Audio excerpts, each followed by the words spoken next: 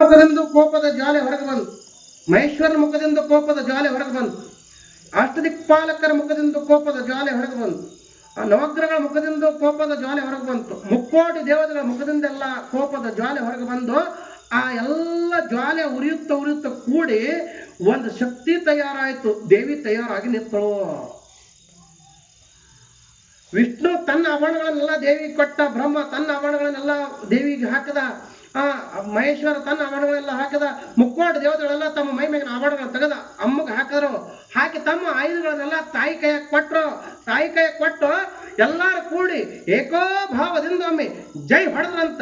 ಜೈ ಹೊಡೆದ ರಾಜರಾಜೇಶ್ವರಿ ಮಾತಾ ಕಿ, ಮಗಳಾಂಬ ದೇವಿ ಮಾತಾ ಕಿ, ಚಾಮುಂಡೇಶ್ವರಿ ಮಾತಾ ಕಿ, ರೇಣುಕಾದೇವಿ ಮಾತಾ ಕಿ. ಇಷ್ಟಾದ್ರೂ ಒಳಗೊಬ್ಬರು ಜೈ ಹೊಡೆದಿಲ್ಲ ಮಹಾರಾಜ ಕಿ.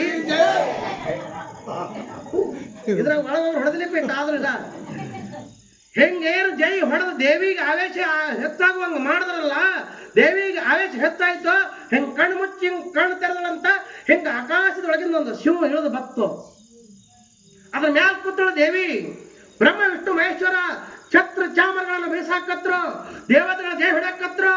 ಎಲ್ಲಾ ದೇವಿನ ಕರ್ಕೊಂಡು ಮುಕ್ಕೋಟಿ ದೇವತೆಗಳ ಮಹಿಷ್ಮತಿ ಪಟ್ಟಣಕ್ಕೆ ಹೊಂಟ್ರತ್ತ. ಹೆಂಗಾಗಿತ್ತು ಅಂತ ಕೇಳಿದ್ರೆ ಕಂದುಳು ಎದ್ದು ಹೋಗಿತ್ತು.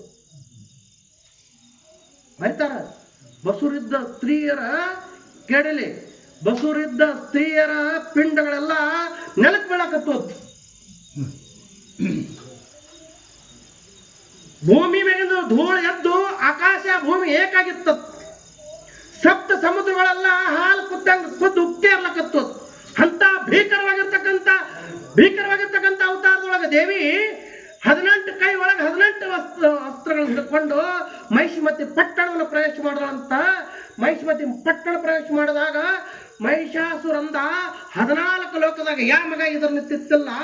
ಕೇವಲ ಒಬ್ಬ ಹೆಣ್ಮಗಳು ಯಾರಿರ್ಬೇಕಿ ನೋಡಿ ನಡ್ರಿ ಅಂತ ತಿಳ್ಕೊಂಡು ಎಲ್ಲ ತನ್ನ 17 ಕ್ಷಣಿ ಸೈನ್ಯ ತಗೊಂಡು ಎದುರಿಗೆ ಬಂದ.